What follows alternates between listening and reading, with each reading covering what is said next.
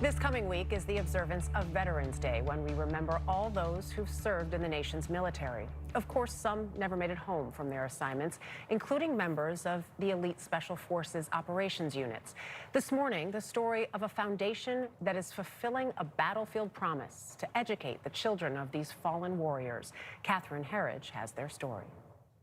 Staff Sergeant Scher's actions are in keeping with the finest traditions of military service. It was just a really special day. I've been proud of him for the past 10 years, and now I just get to share that with the world. Miranda Scher describes her husband, Ron, a Medal of Honor recipient, as a soft-spoken force of nature. He always pushed himself every day to be the best version of himself to help others. A Green Beret medic, Staff Sergeant Scher was recognized for heroic actions in Afghanistan. At the Battle of Shock Valley in 2008, Scher repeatedly exposed himself to enemy fire to save 10 Afghan commandos and 4 teammates. We work together as a tight-knit family. We trusted one another, and we share a bond that's far greater than words can describe. In 2009, Scher left the military and joined the Secret Service as part of a counter-assault team protecting the president. Special operators and special forces are called the quiet professionals. And then he joined the Secret Service, where they kind of say they stay on the sideline of history. And so I said he was very good at finding the coolest job possible that nobody was supposed to notice. But in 2016, Ron began to experience severe back pain. When he sought medical care, he received a devastating diagnosis, stage 4 lung cancer. You documented Ron's cancer journey. Yes. Why did you do that? By talking about the cancer right away and sharing it openly, that made it not powerful and not something that was this big thing kind of weighing on us.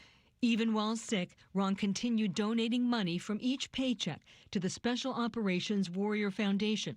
The nonprofit funds education for all children who lose a parent serving in special operations, from preschool through college.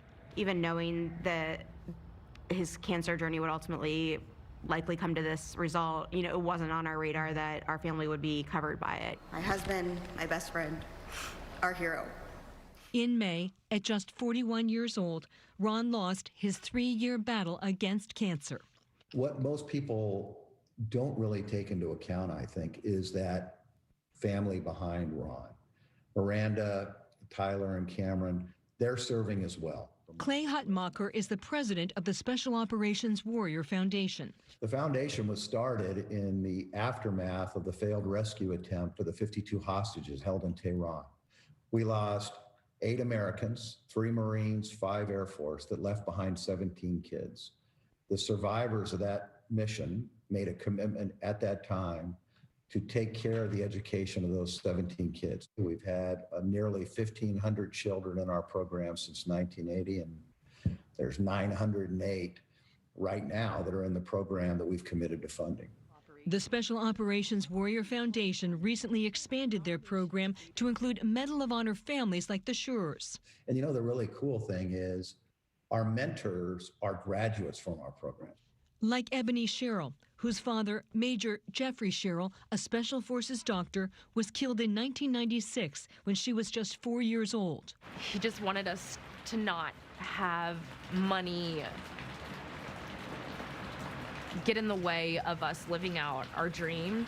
Was there a point in high school or maybe middle school where you weren't sure your family could afford college? Yeah, but my dad wanted so badly for us to get an education, and I really wanted to do that for my family so that we can just turn our lives around and just get to a better place. Cheryl reached out to the Special Operations Warrior Foundation for assistance. When they said, okay, everything's covered, we asked, okay, well, how much? And they're like, all of it. It's all covered, and I am forever grateful for that. Since graduating with a film degree in 2014, Cheryl has been paying it forward as a mentor with the foundation. Sometimes you just need the support of somebody with that lived experience just to talk to. That sense of community is comforting for Miranda Scher and her 2 sons. Due to COVID-19, Ron's funeral was delayed until last month at Arlington National Cemetery. Even though obviously their life won't ever be the same without their father, they're growing up with so many people that care about them and care about us because they cared about Ron, and knowing that they're going to have that, I know my kids are going to be okay. For CBS This Morning Saturday, Catherine Herridge, Burke, Virginia.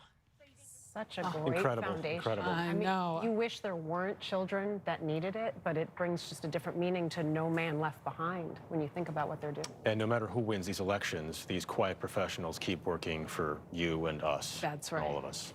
Key to remember.